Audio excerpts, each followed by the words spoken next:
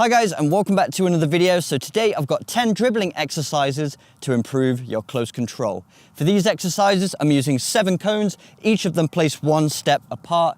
If you don't have cones, you can use water bottles, rolled up pairs of socks, anything you have lying around the house. You can make the gaps between the cones wider or narrower, and you can also use more or less cones, completely up to you. Before we get into the first exercise, I want to say a huge thank you to OneFootball for sponsoring this video. OneFootball is a free football app that you can download onto your smart device to keep you fully up to date in the world of football through news, live scores, transfer rumors, and even match highlights. I've been using this app for a few years now to keep up to date with my favorite teams, leagues, and players. So download the OneFootball app today. Link's going to be in the description.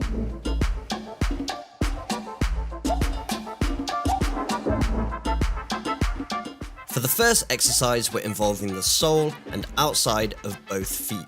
So you're pushing the ball between the gaps 45 degrees using the outside of one foot, then you place that same foot on top of the ball, stopping it with the sole, then you exchange feet and push it with the outside of the opposite foot.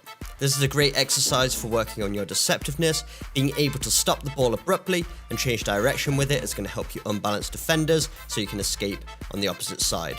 For all of these exercises, I'd recommend going to the end of the cones and back and repeating them 5 times.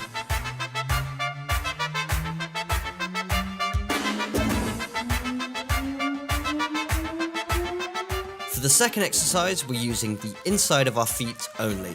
So this is a great exercise for developing your la croquetas, which is shifting the ball between the inside of our feet to get around the defender's feet.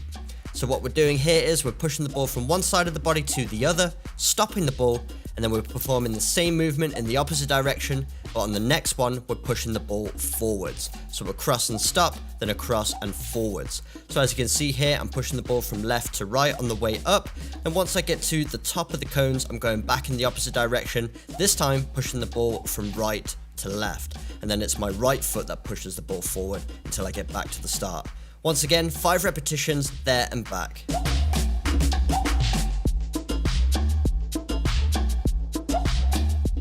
For exercise 3, we're using the sole and outside of each foot individually.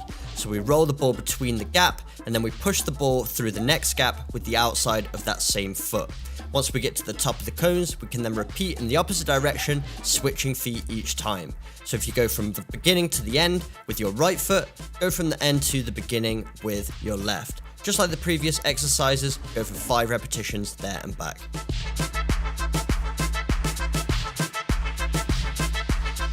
Exercise 4 is similar to exercise 3, but this time we're exchanging feet and using the inside of the foot. So we're rolling the ball between the gap, then our next touch we're exchanging feet and pushing it through the next gap with the inside of the opposite foot. So as you can see on the way up here, I'm rolling it with my right foot, pushing it through the gap with my left, and then when I go back to the start, I'm rolling it with my left foot and pushing it with the inside of my foot between the gaps.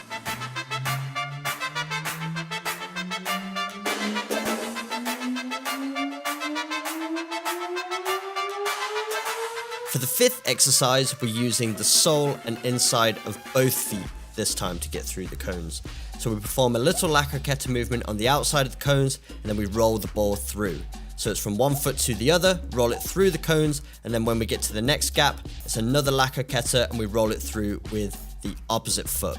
Once again with this exercise, go for 5 repetitions there and back.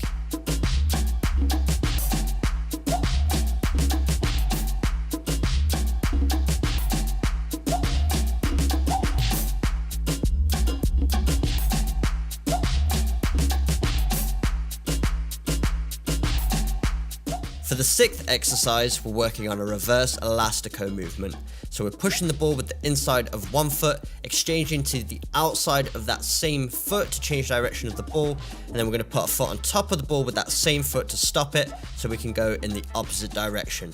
The key with this one is to minimize the time between that inside and outside touch so you can really make it deceptive, changing direction of the ball at the very last second, and also dropping your knee, dropping your shoulder to make the movement even more deceptive. For this one, once again, go for 5 repetitions there and back.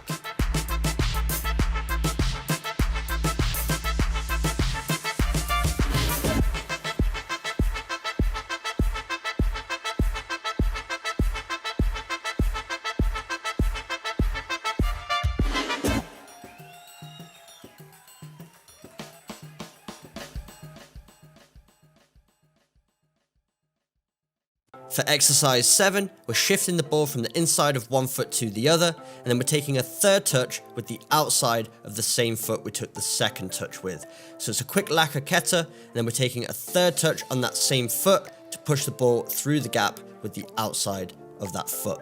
So it's a shift from one foot to the other, outside of the foot, shift again, and then outside of the foot through the cones until we get all the way up to the end of the cones and all the way back to the beginning. Then we're going to repeat this one 5 times.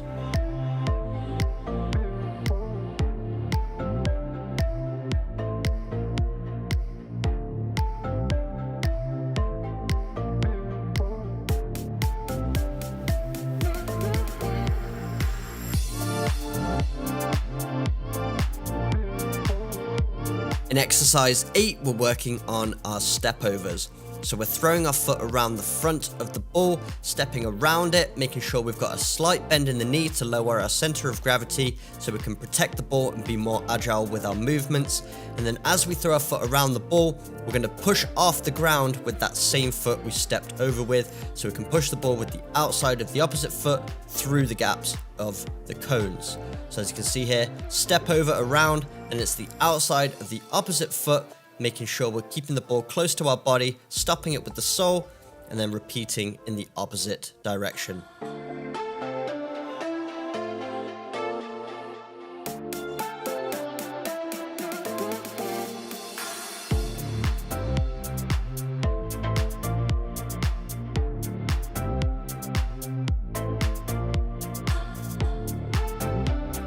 For exercise 9, we push it forward with the inside of our foot, roll it across the front of the cone using the sole of that same foot, then we drag it back with the sole of the opposite foot, push it to the inside with that same foot once again, and then we repeat until we've gotten around all of the cones in front of us.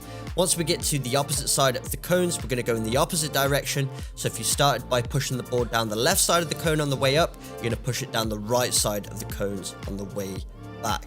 Really working on your close control using the sole and inside of both feet.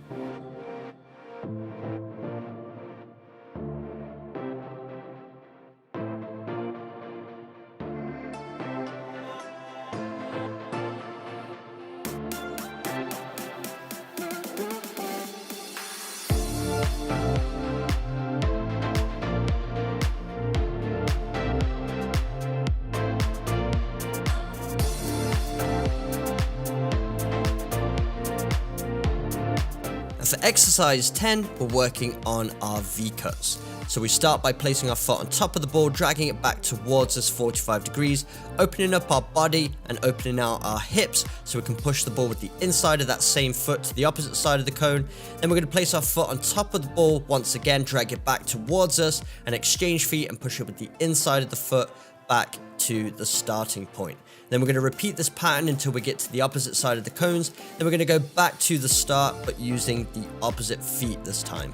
So instead of dragging it back towards us with the right foot as we did on the way up, we're going to drag it back towards us with the left foot so that we're getting an equal amount of reps on both variations of V-cuts with both feet.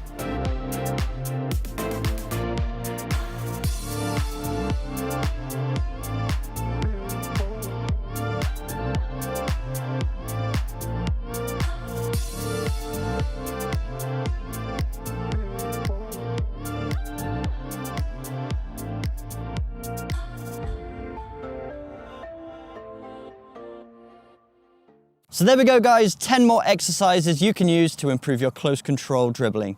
And if you want more exercises similar to these, I've also got over 30 in another video, which I'll put a link to on the screen right now. And you can also check out my very own 7-day close control dribbling program, Magnetico. I'm going to put a link to that in the description box below. But if you enjoyed today's video, make sure you smash the like button, hit that subscribe button for weekly training videos, and I will see you guys in my next video.